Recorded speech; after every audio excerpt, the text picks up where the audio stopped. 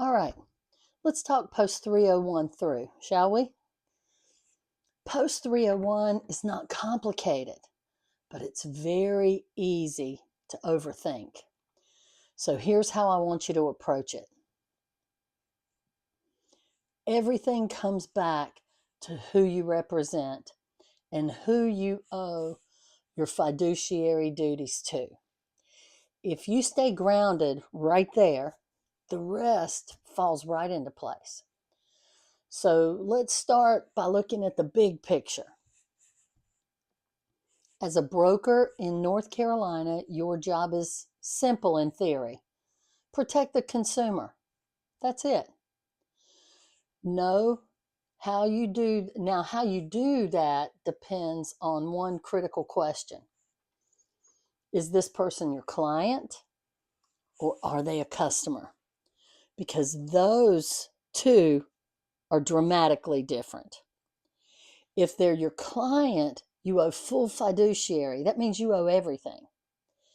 If they're a customer, you only owe them honesty, don't lie to them, and fairness, disclose material facts. But you do not owe full fiduciary, and the exam is going to test you on that difference over and over and over again.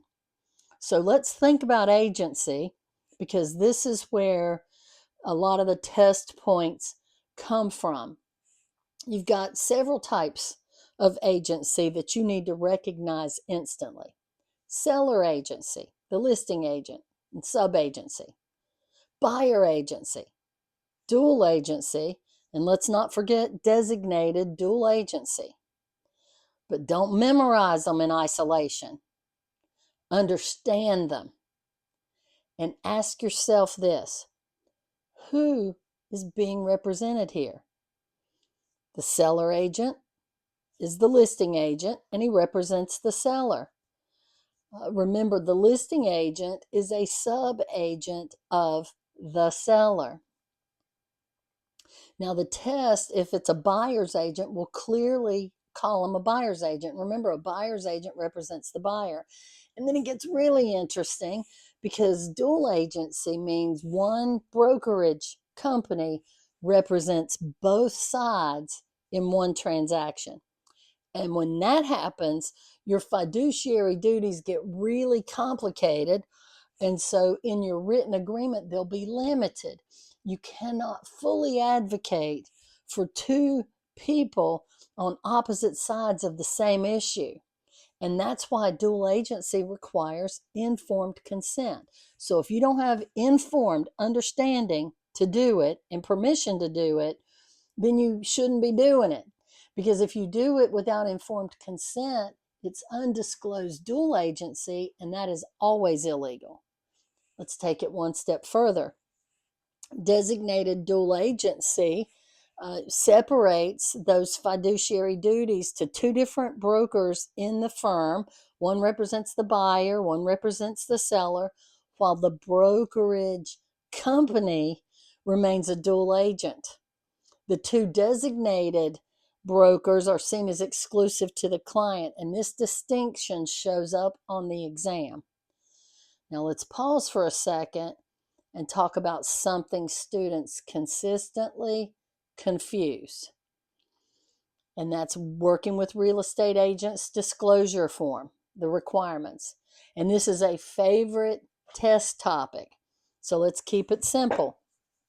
The working with real estate agents disclosure form is simply just that, disclosure. It's required at first substantial contact, and here's the part I don't want you to miss. This agency disclosure form does not create an agency relationship. It's not a contract. It's not an agreement. It does not indicate representation. It's just disclosure. And if you lock that in, you'll avoid one of the most common mistakes students make on the test. Now, once agency is actually created, that's when we move into the types of agency agreements, listing agreements, buyer agency agreements. Both include dual agency paragraph in there. And this is what matters most. If your agency agreement is not in writing, you are in violation of commission rules when you include compensation. Oral agreements are allowed with buyers, but must not require the buyer to be loyal to you and must not require the buyer to pay you. They must be non-exclusive. And remember, none of these agency agreements last forever. They have terms. They will expire and they can be terminated. And when these agency agreements end, your role changes. Now let's think about those fiduciary duties, because this is the core of your responsibility as an agent. You need to know all of these, and more importantly, you need to recognize them in action. Loyalty, obedience, disclosure, accounting, reasonable skill, care, and diligence. And this is how you serve your client. And now let's clarify something that trips people up all the time. Confidentiality does not give you permission to harm a future client. When your agency agreement terminates, your obligation to keep confidential information confidential also terminates. And a new agency relationship with someone else supersedes your previous obligation to keep confidential information confidential. And that's important on the test and in real life. So now that we understand who we represent and agency disclosure, let's think about other disclosures, particularly material fact disclosure, because this is critical. Material facts fall into three different categories: property condition, facts relating to the property from outside itself, and your principal's ability to perform. And here's the rule that overrides everything: all brokers must disclose material facts to all parties, not just the listing agent, not just a buyer's agent, all brokers. And yes, even when the information you're required to share harms your client. The roof is leaking. Even if it kills the deal, it must be disclosed, because remember, consumer protection comes first. So as we're thinking about material facts, we also have property disclosure documents that are required of the seller: the RPODS form, the property disclosure statement, and the MOG, the mineral oil and gas rights. And what you need to remember here is the seller completes those forms, not the broker. Don't put your pen on that paper. You raise your liability. The seller completes it. Your job is to assist the seller, make sure he gets what he needs to do it, and then you are required to deliver. So in addition to disclosure requirements and our disclosure forms, brokers also need to be concerned, as we're going about our daily roles, with fair housing compliance. And fair housing laws draw the line that you never cross. So you need to recognize who's protected and what is prohibited. For example, steering, redlining, blockbusting. And here's the most important takeaway: intentions make no difference. Impact is all that's considered. You do not get a pass because you didn't mean to do it. If your actions create a discriminatory environment, it is a violation. And that applies to conversations, actions, and your advertising. Now let's circle back for just a minute to customers.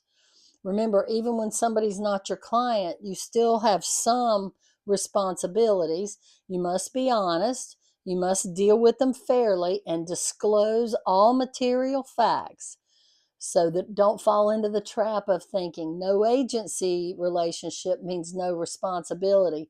You will miss questions on the test for that, because it's wrong. Customers are still protected, just at a different level. Finally, let's bring all of this together with a little risk management, because this is how the exam will test you. You're going to see questions that ask, what should the broker do? And the right answer is almost always grounded in what the rules require. In clear communication, proper disclosure at the right time, and proper documentation at the right time. So if something feels unclear, disclose it, document it. And that's how you protect yourself and the consumers that you're dealing with. Bottom line, if you walk into this exam for 301 knowing and understanding agency relationships, who owes fiduciary duties to whom, and disclosure rules, and the timing of that, you are in a strong position to be successful. So don't overcomplicate this. Slow down. Read the questions and ask yourself, whose side am I on? Answer that question and the rest will follow. I'm Kim Stotesbury, and I'm here to help you go past that test.